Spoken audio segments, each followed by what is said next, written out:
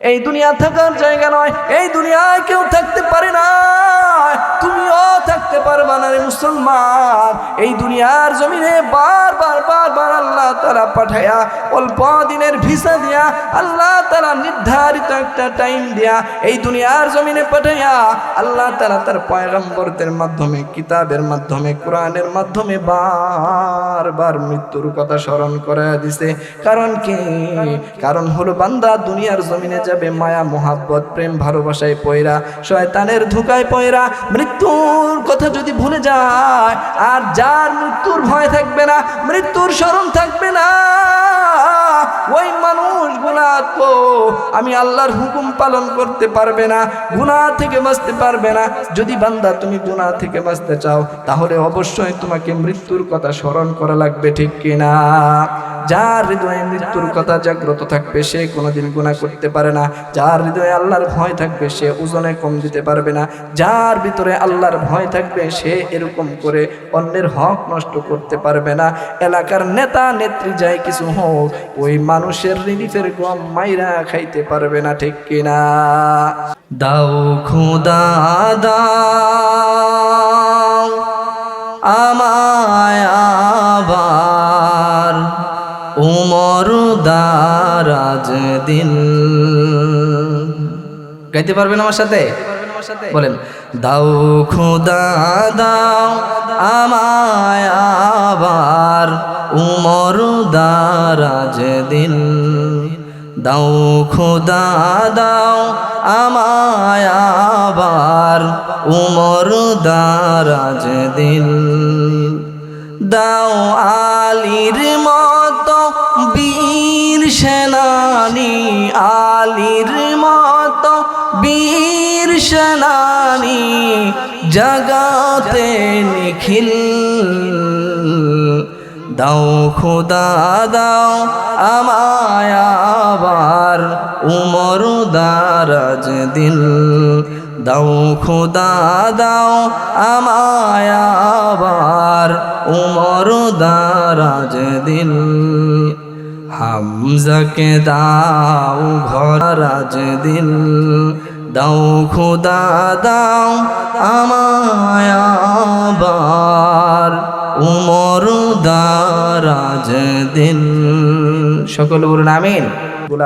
দুনিয়ার সমস্ত মায়া মোহাব্বত ত্যাগ করে আল্লাহর ভালোবাসার প্রেম নিয়ে কোরআন ও হাদিসের মজলিসের মধ্যে বসে যায়, ওই মানুষগুলা আল্লাহ রব্বুল আলামিন ডেকে ডেকে বলে, ও দুনিয়ার মানুষ, তোমরা ওই আমার কোরআন হাদিসের মজলিসের মধ্যে গেটটা যখন ওভারটেক করে ঢুকে পড়ো, আমি আল্লাহ পাক রব্বুল আলামিন তোমার জীবনের জিন্দেগির সমস্ত সগীরা গুনাহগুলা মাফ করে আমি আল্লাহ পাক রব্বুল আলামিন তোমাদেরকে মজলিসের মধ্যে বসায় দেই, ঠিক কিনা? সুতরাং এই মজলিসে আমরা এখন যারা বসে আছি, একজনের জিন্দেগিতে একটা সগীরা গুনাহ নাই, ঠিক কিনা? শুধু বড় বড় কবিরা গুনাহগুলো আমাদের আমলনামায় রয়ে গেছে। আর এই কবিরা গুনাহগুলোও কিভাবে মাফ হয় সেই পদ্ধতি, সেই পন্থা উলামায়ে কেরাম শেষ পর্যন্ত বয়ান করবে। এবং শেষে আখিরি মুনাজাতের আগে তওবা করে যখন দুইটা হাত আল্লাহর কাছে উঠায়া আল্লাহর কাছে অনুতপ্ত হৃদয়ে তওবা করে দুইটা হাত আল্লাহর কাছে বাড়াইয়া দিবে, বলবে, রব্বুল আলামিন, জীবনে জিন্দেগিতে কত গুনাহ করেছি, কত পাপ করেছি, শয়তানের ধোঁকায় পড়ে, বন্ধু বান্ধবের আড্ডায় পড়ে, বিবি বাচ্চার মায়া মোহাব্বত পড়ে কত পাপ করেছি, কত গুনাহ করেছি।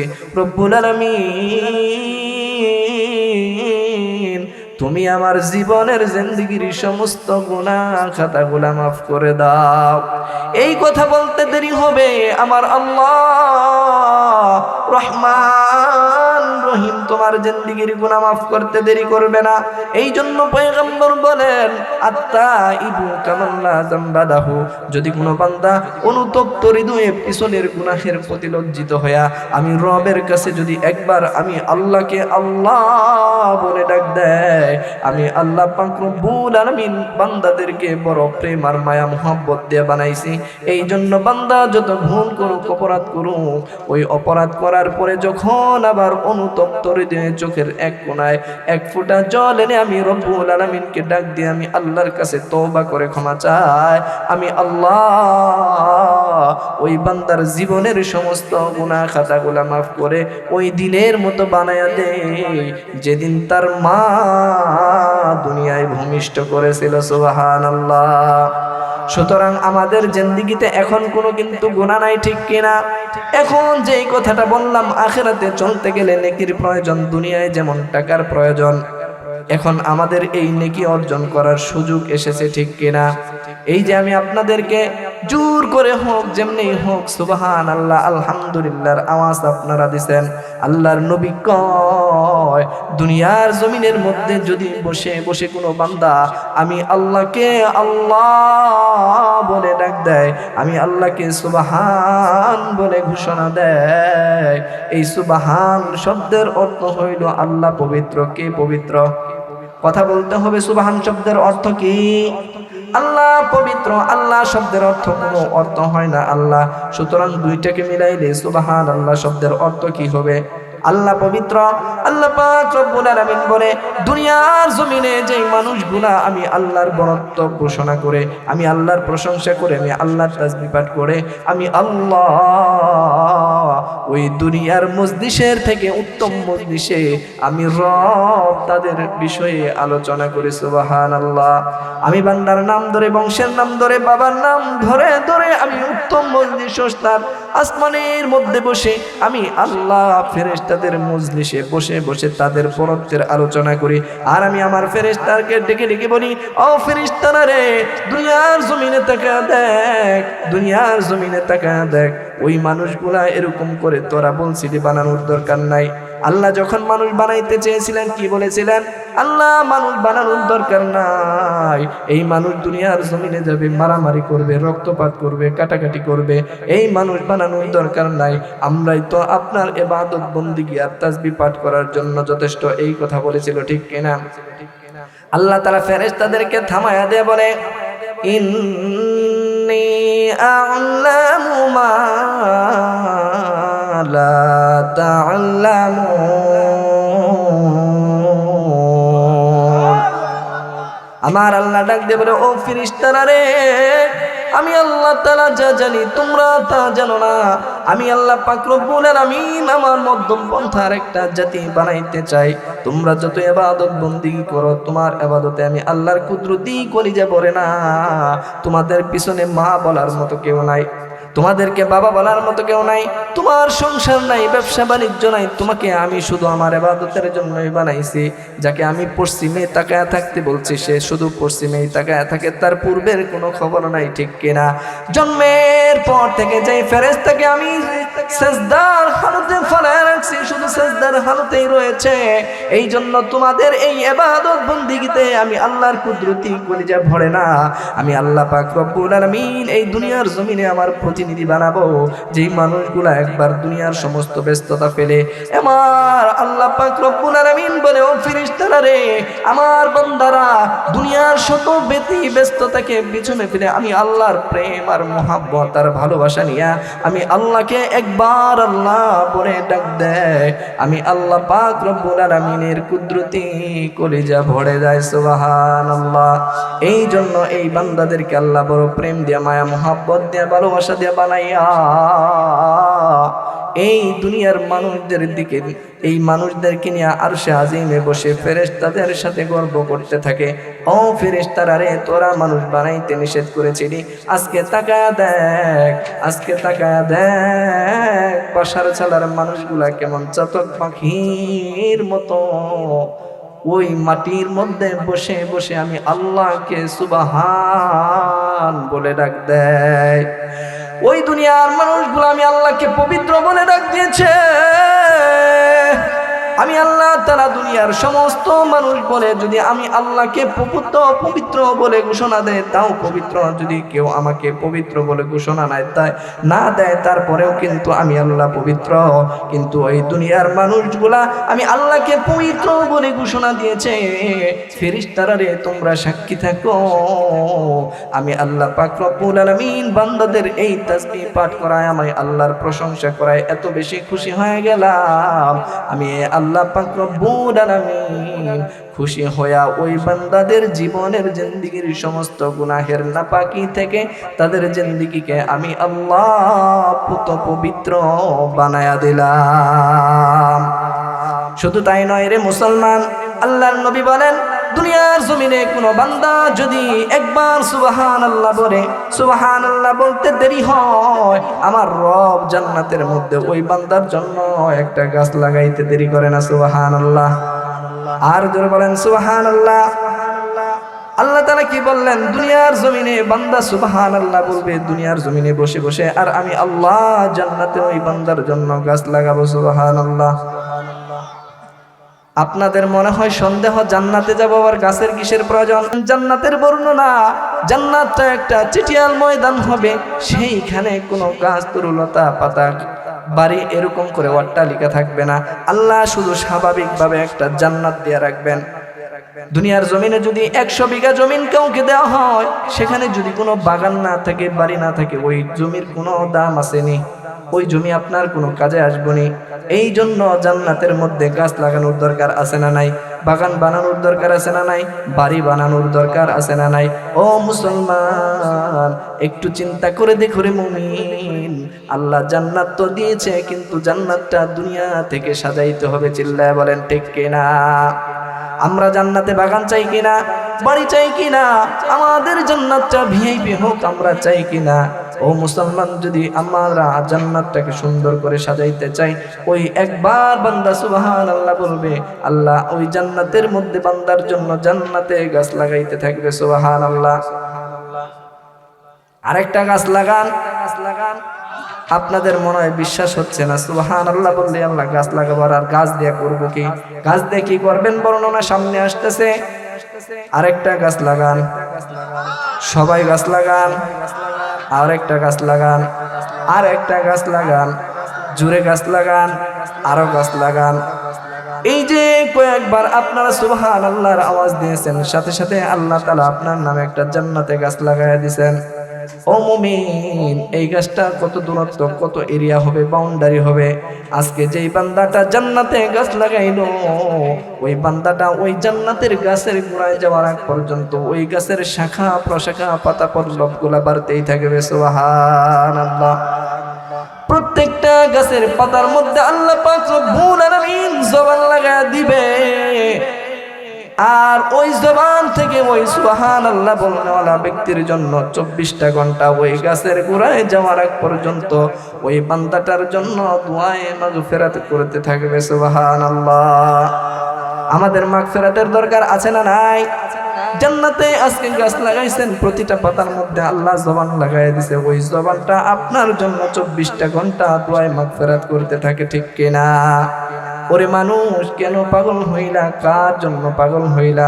মাথার গাম পায়ে ফালাইয়া সন্তানের জন্য এত কিছু করলা, সেই সন্তান কিন্তু তোমার জন্য 2টা হাত তুলে একটু দোয়া করার মতো সময় নাই। ঠিক কিনা?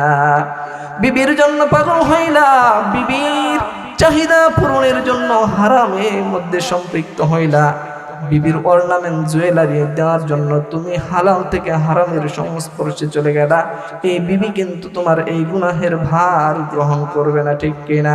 ও মুসলমান, দিলটাকে নরম করে দাও। আমি শুধু ভূমিকায় এইটুকু বুঝাইলাম। ও মুসলমান, একটু দিলটাকে শান্ত করে, দিলটাকে নরম করে দিয়ে শোনো। এই দুনিয়ার জমিনে যদি আমরা চলতে যাই, টাকার প্রয়োজন, এই জন্য এই কথাগুলো শোনাইলাম। ওই আখিরাতের ময়দানে আল্লাহ পাক রব্বুল আলামিন যেই ব্যক্তি একবার সুবহানাল্লাহর আওয়াজ দিবে, সাথে সাথে আল্লাহ পাক রব্বুল আলামিন মিজানের পাল্লাটা অর্ধেক নেকি দিয়ে ভরে দিবেন। সুবহানাল্লাহ। এবার শুনেন, মিজানের পাল্লাটা কত বড়? 7 তবক আসমান জমিন যদি মিজানের পাল্লায় দেওয়া হয়, সেটা ওই মিজানের পাল্লার সামনে কতটা ছোট হবে? এই দুনিয়ার জমিনে স্টেডিয়াম দেখছেননি? একটা স্টেডিয়ামের তুলনায় একটা বল যত ছোট থাকে, ওই একটা মিজানের পাল্লায় যদি এই 7 তবক আসমান উঠায় দেওয়া হয়, তাহলে এতটাই ছোট বড় হবে। আর একবার সুবহানাল্লাহ বলার দ্বারা ওই মিজানের বিশাল পাল্লাটাকে আল্লাহ নেকি দিয়ে ভরে দেবেন। সুবহানাল্লাহ। আমি এই কথাগুলা ভূমিকায় কেন বললাম, কারণ কি? কারণ হলো কোনো কাজ যদি মানুষ করে সেটার লাভ যদি না জানে, সেই কাজের প্রতি ইন্টারেস্ট থাকে না, আগ্রহ থাকে না, ঠিক কিনা? ও মুসলমান, দিলটাকে নরম করে দাও। এই যে আজকে বাসার সালা দাওয়াতুল কোরআন কওমি মাদ্রাসার উদ্যোগে মাহফিলের আয়োজন করা হয়েছে। এই যে দাওয়াতুল কোরআন মাদ্রাসার পক্ষ থেকে একটা কোরআন হাদিসের মজলিস কায়েম করা হয়েছে, ঠিক কিনা? এটা আমাদের জন্য নিয়ামত কিনা? এই নিয়ামতকে যারা এরকম করে নিয়ামত মনে করবে, নিয়ামত গ্রহণ করবে, আমার আল্লাহ পাক রব্বুল আলামিন এই নিয়ামতের শুকরিয়া আদায়ার্থে এমন নিয়ামত আল্লাহ তাআলা প্রতি বছর এখানে কবুল করবেন, ঠিক কিনা? আর যদি এই নিয়ামতকে নিয়ামত মনে না করি, শুধু বাহিরে ঘোরাফেরা করে এখানে না বসি, আল্লাহ তাআলার কুরআনুল কারীম সাক্ষী সূরা ইব্রাহিমের 7 নম্বর আয়াতে আল্লাহ তাআলা ধমকি দিয়ে জানায় দেয়, যদি কোনো নিয়ামত পাইয়া বান্দা নিয়ামতের শুকরিয়া আদায় না করে, আমি আল্লাহ পাক রব্বুল আলামিন ওই ধরনের নিয়ামত আমি ওই এলাকা থেকে উঠাইয়া নিয়ে যাই। সুতরাং কি বোঝা গেল? এটা আল্লাহ তাআলার অন্যতম একটা নিয়ামত কোরআন হাদিসের মজলিস, অথচ এখানে আমাদের সেটাকে নিয়ামত মনে করে আমরা গ্রহণ করতে পারতেছি না, ঠিক কিনা? এই জন্য সাবধান মুসলমান, বাসার সালার মুসলমান, যদি তোমরা নিয়ামত হিসেবে গ্রহণ না করতে পারো, ভবিষ্যতে অদূর ভবিষ্যতে এমন নিয়ামত আর তোমাদের কপালে জুটবে না, ঠিক কিনা? আপনারা কি চান প্রতি বছর এমন আয়োজন হোক? যদি তাই চেয়ে থাকেন, যে কয়জন মানুষ আছেন, একজন মানুষও কিন্তু এখানে ওঠার কোনো নিয়ত করবেন না। বাহিরে যে ভাইয়েরা আছে ভলান্টিয়ারদেরকে আমি দৃষ্টি আকর্ষণ করব, সকলকেই বুঝাইয়া শোনায়া মজলিসে যেন বসায় দেওয়া হয়, ঠিক কিনা? ও মুসলমান, যেই কথা বলতেছিলাম, আল্লাহ পাক রব্বুল আলামিন এত সুন্দর নেকের পরিবেশ করে দিয়েছেন। আখিরাতে চলতে গেলে আমাদের নেকের প্রয়োজন। এমন একটা নেকের মৌসুম এসেছে, নেক অর্জন করার সুবর্ণ সুযোগ এসেছে। এখান থেকে যদি আমরা নেক অর্জন না করতে পারি, আখিরাতে কিন্তু আমাদের বড় এরকম করে ধরা খেয়ে যাব, ঠিক কিনা? এই জন্য আমি যে আয়াতে কারিমা তেলাওয়াত করেছি, এই আয়াতে কারিমার মধ্যে আল্লাহ পাক রব্বুল আলামিন এরকম করে ভিআইপিদের এরকম বর্ণনা আসছে। এই দুনিয়ার জমিনে আল্লাহ পাক রব্বুল আলামিন বলেন, ইয়ারফা'আল্লাহুল্লাযীনা আমানু মিনকুম। আল্লাহ পাক রব্বুল আলামিন ওই সমস্ত মানুষদের মর্যাদাকে বুলন্দ করেছে যারা দুনিয়ার জমিনে ঈমান আনয়ন করেছে, ঠিক কিনা? আল্লাহ পাক রব্বুল আলামিন সুন্দর করে কুরআনুল কারীমের মধ্যে জানায়া দেয়, ইয়ারফা'আল্লাহুল্লাযীনা আমানু মিনকুম والذين أوتوا العلم درجات।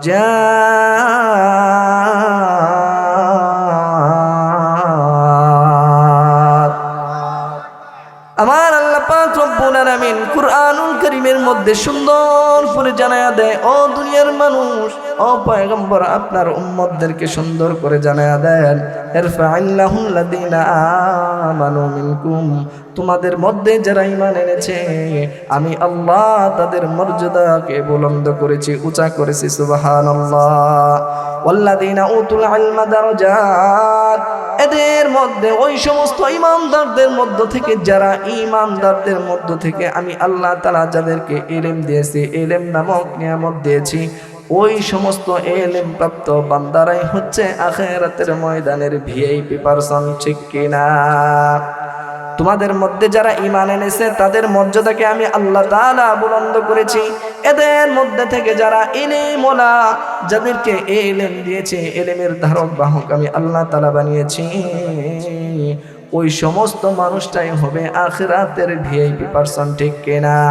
এই দুনিয়ার জমিনে যারা ভিআইপি পারসন, তাদের সাথে যাদের সুসম্পর্ক থাকবে, তাদেরও সুযোগ সুবিধা বেড়ে যাবে, ঠিক কিনা? এই দুনিয়ার জমিনে এই এলাকায় যদি সরকার দলীয় এমপি থাকে, এই এলাকার উন্নয়ন ডেভেলপ বেশি হবে না কম হবে? আর যদি বিরোধী দলের নেতা থাকে, তাহলে এলাকার উন্নয়ন কম হবে না বেশি হবে? সুতরাং মুসলমান ভাইয়েরা, এই দুনিয়ার জমিনে যেই এলাকা এরিয়া অঞ্চলের মধ্যে কুরআন থাকবে, কুরআনওয়ালারা থাকবে, এরা হচ্ছে আহলুল্লাহ। এই জমিনের মালিককে, আর জলের জমিনের মালিককে, আসমানের মালিককে, আমাদের জীবন দিয়েছেন যিনি, তিনি কে? আমাদের সম্পদের মালিক কে? সব কিছুর মালিক আমার আল্লাহ। সুতরাং সেই আল্লাহ তাআলার দলের লোক যারা থাকবে, আল্লাহ তাআলার ফ্যামিলির যারা থাকবে, তাদের দাম আল্লাহর কাছে কম না বেশি? যারা কোরআন পড়ে, কোরআনের জীবন গড়ে এই দুনিয়ার জমিনে, তারাই হচ্ছে সব থেকে শ্রেষ্ঠ মানুষ। এই জন্য নবীজি আলাইহিস সালাতু ওয়াস সালাম হাদিসের মধ্যে ইরশাদ করেছেন, খায়রুকুম মান তাআল্লামাল কুরআনা ওয়া আল্লামাহু। তোমাদের মধ্যে যারা কোরআন পড়ে এবং কোরআন পড়ায়, যারা কোরআনের জীবন গড়ে, কোরআনের জীবন গড়ার আহ্বান করে, আসমানের নিচে জমিনের উপরে, ওই মানুষগুলাই হচ্ছে সব থেকে বেশি আমি আল্লাহর কাছে পছন্দনীয়। ওই মানুষগুলাই হচ্ছে সব থেকে শ্রেষ্ঠ। সুতরাং এই দুনিয়ার জমিনে যেই যদি আপনারা দুনিয়ার এই সিস্টেমটা বুঝেন, যেই এলাকায় যদি সরকার দলীয় এমপি থাকে, সেই এলাকার উন্নয়ন ডেভেলপ কম হয় না বেশি হয়? আমার আল্লাহ ডাক দিয়ে কয়, যেই এলাকা এরিয়া অঞ্চলের মধ্যে আমার কোরআনের মাদ্রাসা থাকবে, আমার আহলুল্লাহ আমার পরিবার মুক্ত মানুষরা থাকবে, গভীর রজনীতে উঠে ঠান্ডা পানি দিয়ে ওযু বানাইয়া কোরআনের তেলাওয়াত করবে, আমি আল্লাহ পাক রব্বুল আলামিন ওই এলাকার মধ্যে রহমত বরকত দিয়া ভরপুর করে দেই। সুবহানাল্লাহ। তাহলে কি বুঝলাম? এই দাওয়াতুল কোরআন এই এলাকার জন্য বরকত কিনা, রহমত কিনা? আপনাদের মনে হয় সন্দেহ হয় এই মাদ্রাসা করে, এই মাদ্রাসা কর্তৃপক্ষ আপনাদের মনে হয় লসে ফালায় দিছে? না না না, যদি বাহ্যিকভাবে একটু দেখি, একটু দান অনুদান, ছাত্রদেরকে একটু সেবা যত্ন, খাবারের ব্যবস্থা করা হয়, ওরে মুমিন এটা তুমি করো না, বরং আল্লাহ পাক রব্বুল আলামিন এই কুরআন আর কুরআনওয়ালাদের বরকতে আমার আল্লাহ পাক রব্বুল আলামিন তোমাদেরকে এই দুনিয়ার জমিনে ইজ্জত দিয়া, সম্মান দিয়া টিকিয়ে রেখেছে, ঠিক কিনা? গতকালকের ঘটনা আপনারা সকলেই জানেন। আল্লাহ পাক রব্বুল আলামিন বাংলাদেশকে সামান্যতম একটু ঝাঁকুনি দিয়া বুঝায় দিছে, ও মুমিন, কিসের নেশায়, কিসের আশায় তোমরা পাগল হয়ে গেলা?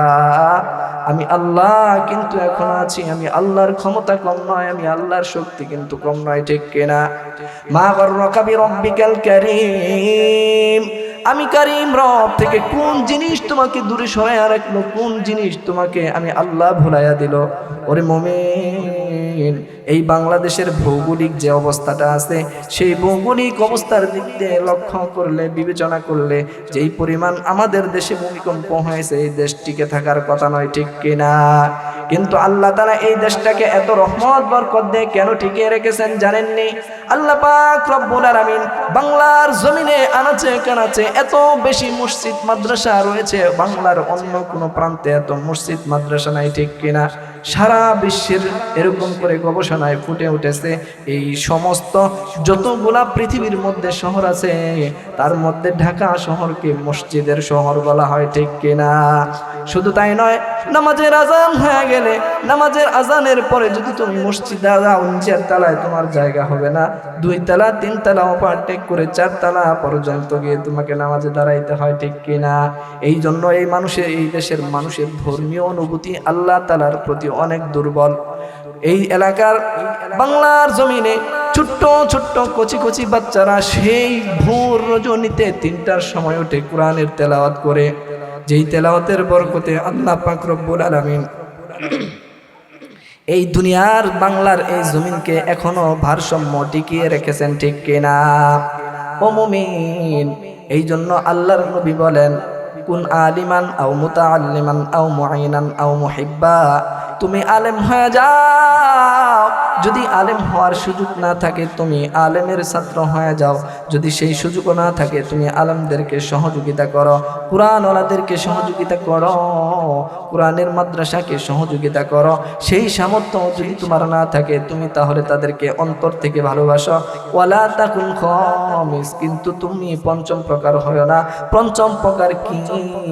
পঞ্চম প্রকার হইল তুমি কোরআন আর কোরআনওয়ালাদের বিরোধিতা করো না, ঠিক কিনা? এই জন্য মুসলমান ভাইরা আমার, আপনাদের এই দাওয়াতুল কোরআন কওমি মাদ্রাসার মধ্যে ছোট ছোট বাচ্চারা লেখাপড়া করে কি করে না? ও মুমিন, এই যে ছোট্ট ছোট্ট বাচ্চাগুলা গভীর রজনীতে, এই বাচ্চাগুলা, ওর বয়সী বাচ্চাগুলা যেগুলা বাড়িতে থাকে, বাড়িতে স্কুলে পড়ে, কিন্ডার গার্ডেনে পড়ে, ওই বাচ্চাগুলাকে কিন্তু মা এরকম করে ভাত মাখায়া মুখের মধ্যে উঠায়া খাওয়ায়, ঠিক কিনা? কিন্তু এই মাদ্রাসার ছাত্রদেরকে খাওয়ানোর মতো কেউ নাই। নিজের খাবার নিজেই খায়, আবার নিজের বিছানাটা সুন্দর করে নিজেই বিছায়। গভীর রজনীতে আমাদের বাড়ি ঘরের সন্তানরা প্রস্রাব করার জন্য উঠতে চায় না, কিন্তু এই সন্তানদেরকে শুধু উস্তাদজি এরকম করে একটু আওয়াজ দেয়, আওয়াজ দেওয়ার সাথে সাথে গভীর রজনীতে আল্লাহর এই বান্দারা ছোট্ট ছোট্ট কোরআনের পাখিরা গভীর রজনীতে 3টার সময়, ভোরে 3টার সময় উঠে ঠান্ডা পানি দিয়ে উজু বানায়া ওই যে কোরআনের তেলাওয়াতের মধ্যে বসে যায়। আর এই কোরআনের বদৌলতে, এই কোরআনের বরকতে আল্লাহ পাক রব্বুল আলামিন এই দেশের ভারসাম্য টিকিয়ে রাখেন, ঠিক কিনা? শুধু তাই নয়, ওই যে বললাম মুসলমান যেই এলাকা এরিয়া অঞ্চলের মধ্যে আল্লাহওয়ালা বেশি থাকে, আল্লাহকে সেজদা দেওয়ার মানুষ বেশি থাকে, আল্লাহ তাআলার কোরআনকে ধারণ করার মানুষ যত বেশি থাকবে, ওই এলাকা অঞ্চলকে আল্লাহ পাক রব্বুল আলামিন ফল ফসল দিয়া, রহমত বরকত দিয়া ওই জমিনকে আল্লাহ তাআলা ভরপুর করে দেন। সুবহানাল্লাহ। এই জন্য মুসলমান ভাইরা, আমি যে হাদিস আপনাদের সম্মুখে তেলাওয়াত করেছি, যে আয়াতে কারিমা তেলাওয়াত করেছি, আয়াতে কারিমার মধ্যে আল্লাহ পাক রব্বুল আলামিন কি বলেন? وَمَن يُؤْتَ الْحِكْمَةَ فَقَدْ وَمَن يُؤْتَ الْحِكْمَةَ, আমি আল্লাহ পাক রব্বুল আলামিন যাদেরকে ইলম দিয়েছি, যাদেরকে আমি আল্লাহ পাক রব্বুল আলামিন ইলমের নিয়ামত দিয়েছি, তাদেরকে এই দুনিয়ার জমিনে যত কল্যাণ আছে সমস্ত কল্যাণ আমি আল্লাহ তাআলা তাদেরকে দিয়েছি। কাদেরকে কল্যাণ দিয়েছেন? একটা কল্যাণ নয়, আল্লাহ পাক রব্বুল আলামিন দুনিয়ার যত কল্যাণ আছে, যত বালাই আছে, আল্লাহ তাআলা যাদেরকে ইলম দিয়েছেন তাদেরকে আল্লাহ তাআলা কল্যাণ দিয়েছেন, ঠিক কিনা?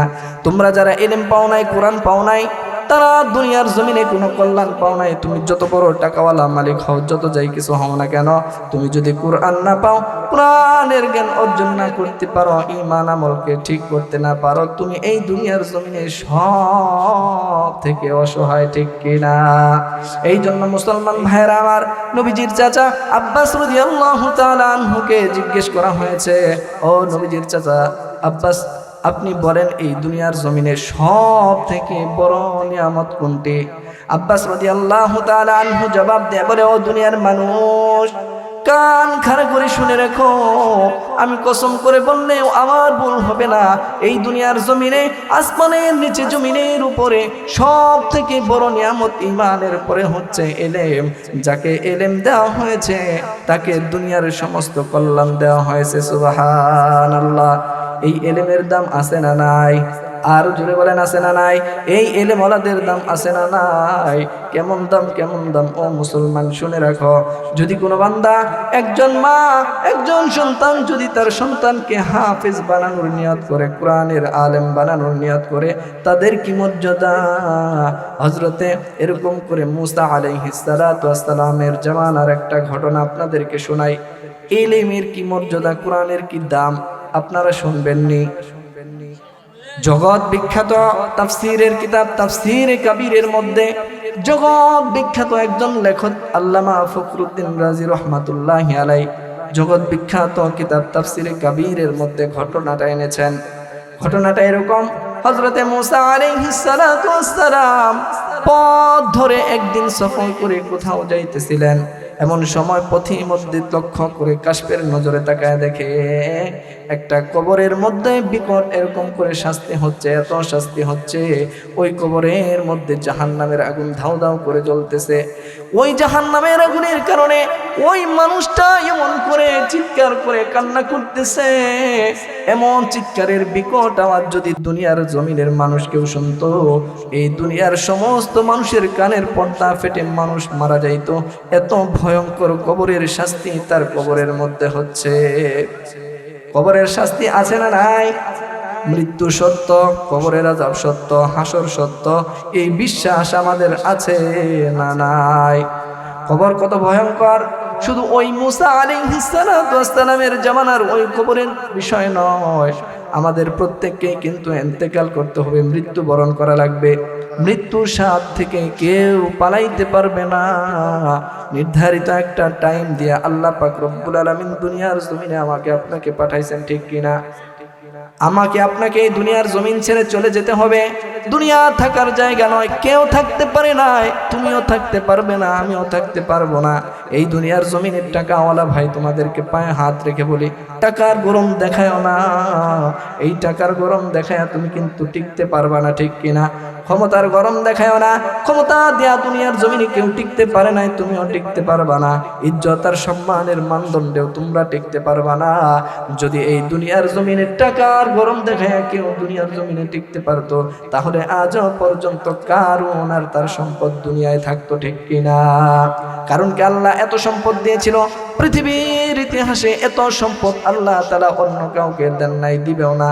এত সম্পদের মালিক হওয়ার পরেও আল্লাহর সাথে নাফরমানি করেছে, আল্লাহর হুকুম পালন করে নাই, নবীর সাথে বেয়াদবি করার কারণে আল্লাহ পাক রব্বুল আলামিন ওই কারুন সহ তার সম্পদ সহ এই দুনিয়ার জমিনের মধ্যেই ধসায়া দিছে, ঠিক কিনা?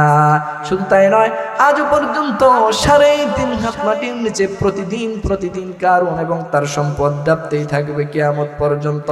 ও দুনিয়ার মুসলমান, টাকার গরম দেখায়ও না, টাকা দিয়ে কেউ দুনিয়ায় টিকতে পারবে না। ক্ষমতার গরম দেখায়ও না, এরকম করে 1 বছর নয়, 2 বছর নয়, 17 বছরও নয়, জেল জরিমানা জুলুম দিয়া সমস্ত প্রশাসনকে নিজের আয়ত্তে নিয়াও কিন্তু 17 বছরের রাজত্বেও টিকতে পারে নাই, ঠিক কিনা? 17 বছর কেন, যদি তোমাকে 100 বছর ক্ষমতা দেওয়া হয়, বাংলাদেশ তো ছোট্ট একটা রাষ্ট্র, মানচিত্রের মধ্যে বাংলাদেশ লেখার মতো জায়গাটুকুনো হয় না, ঠিক কিনা? এতটুকু একটা দেশের ক্ষমতা পায়া যদি তুমি আল্লাহকে ভুলে যাও, আল্লাহ তাআলার সাথে নাফরমানি করো, আল্লাহ তাআলা ঢিল দেয়, ছাড় দেয়, কিন্তু ছেড়ে দেয় না, ঠিক কিনা? যার প্রমাণ আমরা কিন্তু নগদেই দেখেছি, ঠিক কিনা? এই জন্য মুসলমান ভাইরা আমার, দুনিয়ার জমিনে ক্ষমতা দিয়ে যদি কেউ টিকতে পারতো, তাহলে ফেরাউন টিকতে পারতো, নমরুদ টিকতে পারতো, ঠিক কিনা? 1 বছর নয়, 2 বছর নয়, 400 বছরের রাজত্বের বাউন্ডারি কথা, সূর্য উদিত হওয়া থেকে নিয়ে সূর্য অস্তমিত যাওয়া পর্যন্ত তার রাজত্বের বাউন্ডারি ছিল, এবং তার রাজত্বের সময়কাল ছিল 400 বছর।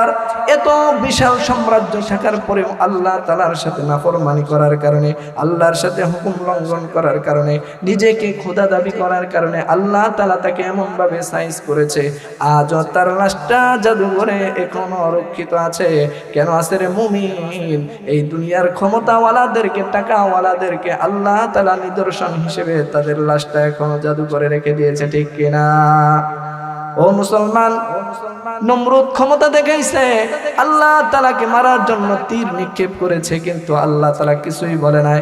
কিন্তু যখন নমরুদ ইব্রাহিমের সাথে বেয়াদবি করেছে, আল্লাহ পাক রব্বুল আলামিন বলে, আমার পয়গম্বরের সাথে বেয়াদবি করেছিস, তোর কোনো ছাড় নাই, তোকে আমি এমন মরণ দিব রে, যেই মরণের কথা চিন্তা করলেও মানুষ অস্থির হয়ে যাবে, এমন লজ্জাজনক মৃত্যু আল্লাহ তাআলা একটা ন্যাংরা মশা তার মাথার মধ্যে ঢুকায়া জুতা পিটা করে দুনিয়া থেকে বিদায় করেছে, ঠিক কিনা?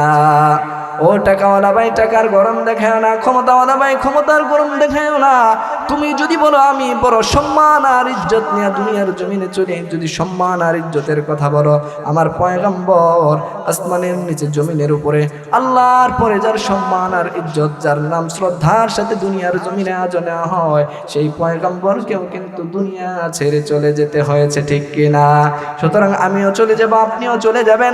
এই দুনিয়া থাকার জায়গা নয়, এই দুনিয়ায় কেউ থাকতে পারে না, তুমিও থাকতে পারবা না রে মুসলমান। এই দুনিয়ার জমিনে বারবার আল্লাহ তাআলা পাঠায়া, অল্প দিনের ভিসা দিয়া, আল্লাহ তাআলা নির্ধারিত একটা টাইম দিয়া এই দুনিয়ার জমিনে পাঠায়া, আল্লাহ তাআলা তার পয়গম্বরদের মাধ্যমে, কিতাবের মাধ্যমে, কোরআনের মাধ্যমে বারবার মৃত্যুর কথা স্মরণ করায়া দিছে। কারণ কি? কারণ হলো বান্দা দুনিয়ার জমিনে যাবে মায়া মোহাব্বত, প্রেম ভালোবাসায় পয়রা, শয়তানের ধোঁকায় পয়রা মৃত্যুর কথা যদি ভুলে যায়, আর যার মৃত্যুর ভয় থাকবে না, মৃত্যুর স্মরণ থাকবে না, ওই মানুষ মানুষগুলা তো আমি আল্লাহর হুকুম পালন করতে পারবে না, গুনাহ থেকে বাঁচতে পারবে না। যদি বান্দা তুমি গুনাহ থেকে বাঁচতে চাও তাহলে অবশ্যই তোমাকে মৃত্যুর কথা স্মরণ করা লাগবে, ঠিক কিনা? যার হৃদয়ে মৃত্যুর কথা জাগ্রত থাকবে সে কোনোদিন গুনাহ করতে পারে না। যার হৃদয়ে আল্লাহর ভয় থাকবে সে ওজনে কম দিতে পারবে না। যার ভিতরে আল্লাহর ভয় থাকবে সে এরকম করে অন্যের হক নষ্ট করতে পারবে না।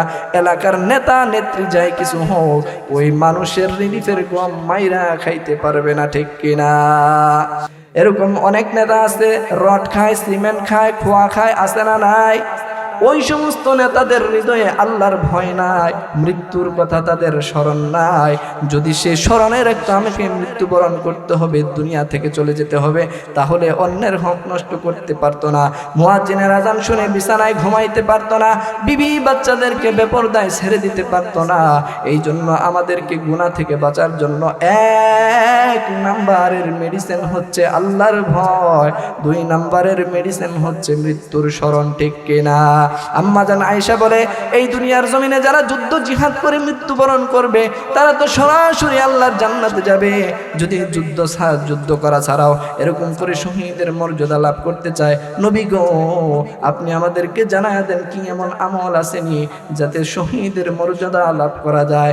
আম্মা জান আয়েশা রাদিয়াল্লাহু তাআলা আনহার এই প্রশ্নের জবাবে পয়গম্বর আরবি রাহমাতুল লিল আলামিন ডাক দিয়ে বলে, আয়েশা এই দুনিয়ার জমিনে যে প্রতিদিন 20 বার করে আমি এরকম করে তার মৃত্যুর কথা স্মরণ করবে, ওই ব্যক্তি মৃত্যু বরণ করার সাথে সাথে শাহাদতের মর্যাদা পেয়ে যাবে। সুবহানাল্লাহ। এই দুনিয়ার এই এলাকা অঞ্চলের মধ্যে মানুষ মারা যায় কি যায় না? এই এলাকায় যখন চেয়ারম্যান সাহেব মারা যাবে তাকে কি চেয়ারম্যান বলা হয়? না না, তোমার নফসটা, তোমার অন্তরাত্মাটাই মূল, বডিটা কিছুই না। এই বডিটার নাম হয়ে যায় লাশ। লাশ শব্দটার অর্থ কি? লাশাই, লা মানে লাশাই মানে কোনো কিছু, লাশাই লাশ, ওটা কোনো কিছুই নয়। তাহলে আমাদের মূল আর আসল হইল রূহ। এই প্রাণবায়ুটা যখন আপনার বের হয়ে যাবে, আপনি যত বড় চেয়ারম্যান হন, এমপি হন, মন্ত্রী হন, আপনার দুনিয়ার জমিনে একটা নাম আছে না নাই? আব্দুর রহিম, আব্দুল করিম, আব্দুল কুদ্দুস। কিন্তু যখন তোমার মৃত্যুটা হয়ে যাবে, মৃত্যু হওয়ার সাথে সাথে তোমার নামটা পরিবর্তন হয়ে তোমার নাম হয়ে যাবে লাশ। আজকে যদি এখানে এরকম বলা হয়, আজকে অমুক চেয়ারম্যান সাহেব ইন্তেকাল করেছে ঢাকা বারডেম হসপিটালে, তার জানাজা 3টার সময় অনুষ্ঠিত হবে, এমন সময় যদি সমস্ত মানুষগুলা ওই জানাজার মাঠে এসে উপস্থিত হয় কিন্তু এখনো চেয়ারম্যান সাহেবের লাশ আসে নাই, তখন কিন্তু মানুষরা বলবে না চেয়ারম্যান সাহেব এখনো কেন আসে নাই, এই কথা বলবে না? না, বলবে লাশ এখনো কেন আনা হয় নাই, লাশ কেন আসে নাই। ও দুনিয়ার মানুষ, এই এলাকায় কিছুদিন আগেও হয়তো বা এমন অনেক মানুষ ছিল যাদের দাপটে এই জমিন থরথর করে কাঁপতো, মানুষ তাদেরকে ভয় পাইতো। এমন অনেক দাপটওয়ালা মানুষ ছিল কি ছিল না? আজকে তাদের এই দাপটে ধমকে জমিন পর্যন্ত থরথর করে কাঁপতো, মানুষ এরকম করে কাঁপতো। কিন্তু আজকে তাদের মৃত্যুর পরে ওই কবরের মধ্যে, মাটির কবরে শোয়া দেওয়া হয়েছে, ওই কবরের উপরে আজকে গরু ছাগলে ঘাস খায়, ওই কবর থেকে তারাইবার ক্ষমতা নাই। সুতরাং কোনো ক্ষমতা, কোনো টাকা পয়সা, কোনো কিছুই তোমার কাজে আসবে না, একমাত্র কাজে আসবে ঈমান আর আমল। এই জন্য তুমি মৃত্যুর সাথে সাথে প্রাণবায়ুটা যখন বের হয়ে যাবে, তোমার নাম হয়ে যাবে লাশ। চিল্লায় বলেন ঠিক কিনা? একদিন আমারই নাম হবে লাশ, একদিন আমারই নাম হবে লাশ। সাদা কাফন পরবে দেহ, রবে না আর আপন কেহ। সাদা কাফন পরবে দেহ, রবে না আর আপন কেহ। বন্ধ হবে রে নিঃশ্বাস, একদিন আমারই নাম হবে লাশ। মসজিদে এলান হবে, একে একে জানবে সবে, সকলে আসবে আমার বাড়ি, শেষ দেখা দেখবে স্বজন, দেখে আমায় ভিজিবে নয়ন, শেষ হবে মিশে জমিদারি। ঠিক কিনা? এই দেহ একদিন মাটির সাথে মিশে যাবে, পচে যাবে, গড়ে যাবে। এই জন্য কবরের সামান যদি বান্দা নিয়ে যেতে না পারো, ওই কবর কিন্তু ভয়ঙ্কর। প্রতিদিন প্রতিদিন ওই কবর আমাকে আপনাকে ডেকে বলে, হে দুনিয়ার মানুষ, ইয়া আইয়ুহান নাস, আনা বাইতুল ওয়াহদা, আমি একাকিত্বের ঘর, আনা বাইতুদ দুত, আমি সাপ বিচ্ছুর ঘর, আনা বাইতুত তুরাব, আমি মাটির ঘর, আনা বাইতুল ওয়াহদা, আমি একাকিত্বের ঘর, আনা বাইতুজ যুলমা, আমি অন্ধকার ঘর। আমার কাছে আসার আগে হিসাব করে এসো, আমার কাছে আসার আগে তুমি সফর সঙ্গী নিয়ে এসো। আমি কিন্তু মাটির ঘর, আমার মধ্যে বিছানা নাই। দুনিয়া থেকে আসার সময় তুমি বিছানা নিয়ে এসো। ঠিক কিনা? এই দুনিয়ার জমিনে এখন যদি আমরা বাড়িতে যাই, অনেকের জন্য অনেকের বিবি সুন্দর করে কম্বলটা বিছায় সুন্দর করে বিছানা করে রাখছে। অনেকের বোন বড় ভাই যা এখানে আলোচনা শুনতে আসছে, ভাই আসবে, ভাইয়ের জন্য এরকম করে বিছানাতে। কিন্তু এমনও তো হতে পারে মৃত্যুর মালাকুল মউতের ফেরেশতার হাতে আমার আপনার জানটার পরোয়ানা চলে গেছে। ঠিক কিনা? এখন যদি এই মুহূর্তে আমি আপনি মারা যাই, আমি আপনি বাড়িতে যাওয়ার আগে আমার আপনার জন্য শেষ ঠিকানা কবরের ঠিকানা তারা এরকম করে প্রস্তুত করে ফেলবে। ঠিক কিনা? তারা কিন্তু বলবে না লাশ আসুক, আজকে সুন্দর করে দেখি বুঝি তারপরে। ঠিক কিনা? আজকে যদি আমি এখানে আসছি সখীপুরে, যদি আমার মৃত্যুর সংবাদটা আমার মার কানে যায়, বাবার কানে যায়, তারা কান্না করবে ঠিক, কিন্তু আমার জন্য কবরটা কোন জায়গায় খনন করা হবে নির্দিষ্ট হয়ে যাবে। কাউকে পাঠানো হবে এরকম করে কাপড় আনার জন্য, কাউকে পাঠানো হবে এরকম করে বাঁশ কাটার জন্য। ওরে মুসলমান, কেমন করে আল্লাহকে ভুলে রইলা, কেমন করে মৃত্যুকে ভুলে রইলা? ওই মৃত্যুর কথা কি তোমার একবারও স্মরণ হইল না? এই জন্য আমরা মৃত্যুবরণ করব কি করব না? আর জোরে বলেন, মৃত্যুবরণ করব কি করব না? মৃত্যুর পরে আমাদের কি ফ্রিজিং করে রাখা হবে না কবরে রাখা হবে? আমাকে আপনাকে কিন্তু কবরে রাখা হবে। আমাকে আপনাকে কবরে যখন শোয়া দেওয়া হবে, ওই কবরের মধ্যে যখন যাবেন, 3টা প্রশ্ন আপনাকে করা হবে। যদি 3টা প্রশ্নের জবাব বান্দা না দিতে পারো, ওই কবর তোমার জন্য, ওই যে বলেছিল আমি একাকিত্বের ঘর, আমার কাছে আসলে তুমি সাবধান হিসাব করে এসো। ঠিক কিনা? এই যে আমি আপনাদের এই সখীপুরে আসছি, এই অল্প সময় সাগর দিকে থেকে আসার জন্য আমি আমার একজন সফর সঙ্গী নিয়ে এসেছি। ঠিক কিনা? কারণ কি, রাস্তায় যদি কোনো ভয় পাই, রাস্তায় যদি কোনো হামলা হয়, যদি কষ্ট হয়, এই জন্য আমার জন্য একজন সফর সঙ্গী নিয়ে এসেছি। আমি আমার সাথে এরকম করে পানি নিয়ে এসেছি, হালকা কিছু খাবার নিয়ে এসেছি, কিছু কাপড় চোপড় নিয়ে এসেছি। এই যে সাগর দিকে থেকে এই যে বাসার চালা পর্যন্ত সফরের জন্য যদি আমার সফর সঙ্গী লাগে, আমার কাপড় লাগে, আমার পানি লাগে, আমার খাবার লাগে, ও মুসলমান, একটাবার চিন্তা করে দেখো রে মুমিন, এই দুনিয়া থেকে সর্বশেষ যে মানুষটা ইন্তেকাল করবে, ওই কবরের জিন্দেগিতে 500 বছর তাকে থাকতে হবে। সুতরাং হাজার হাজার বছর যেই এত লম্বা সফরের জন্য আমার আপনার কি সফর সঙ্গীর দরকার আছে না নাই? আরো জোরে বলেন, সফর সঙ্গীর দরকার আছে না নাই? সফর সঙ্গীর দরকার আছে না নাই?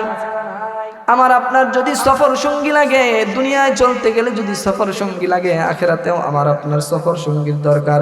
দুনিয়ায় চলতে গেলে যদি খাবার আর পানির প্রয়োজন হয়, ওই কবরেও কিন্তু খাবার আর পানির প্রয়োজন। এই জন্য দুনিয়ার জমিনে যাদেরকে কবরে রাখা হবে, ওই কবরে রাখতে দেরি হয়।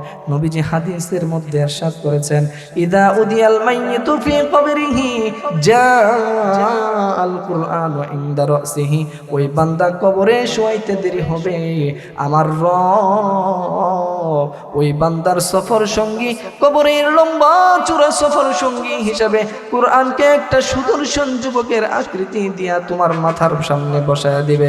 আর যখন মুনকার নাকির আসবে তোমাকে সওয়াল করার জন্য, প্রশ্ন করার জন্য, তখন ওই ফেরেশতাদের সাথে আর কুরআনের সাথে তর্ক লেগে যাবে। বলবে, তোমরা আল্লাহর ফেরেশতা জানি, কিন্তু আমারও পাওয়ার কম নয়, তোমরা তো আল্লাহ তাআলার একটা সৃষ্টি, আর আমি কুরআন হচ্ছি আমার রবের স্বয়ং জবানের কালাম।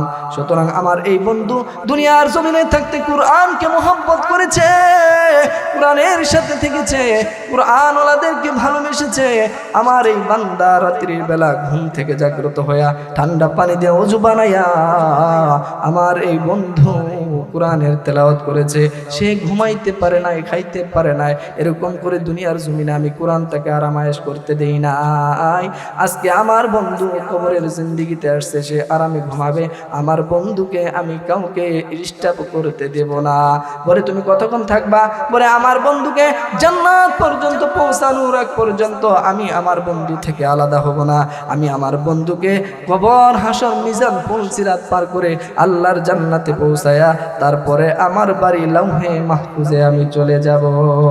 এই জন্য মুসলমান, এই কবরের আযাব সত্য ঠিক কিনা? কবরের যদি জবাবটা না দিতে পারো, কোরআনকে যদি সঙ্গী না বানাইতে পারো, এই কবরের মাটি দুই দিক থেকে এমন ভাবে চাপ মারবে, এক পাজরের হাড় আর এক পাজরে চলে যাবে। কবরের মধ্যে 70টা থেকে 99টা বিষধর সাপ নিযুক্ত করা হবে।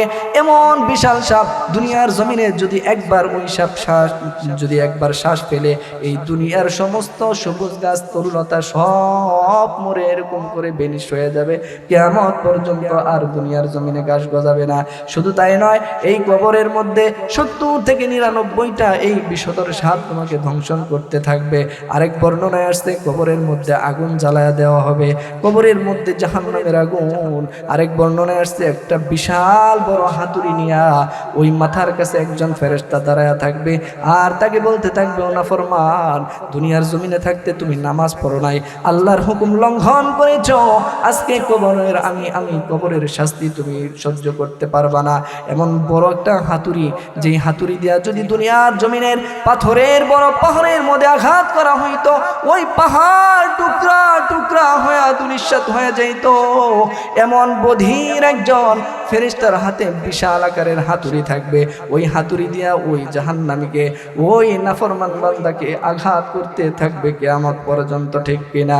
আর যদি আমলটা সুন্দর হয়, কোরআন যদি তোমার সঙ্গী বানাইতে পারো, ওই কোরআন তোমার জবাব দেয়া দিবে।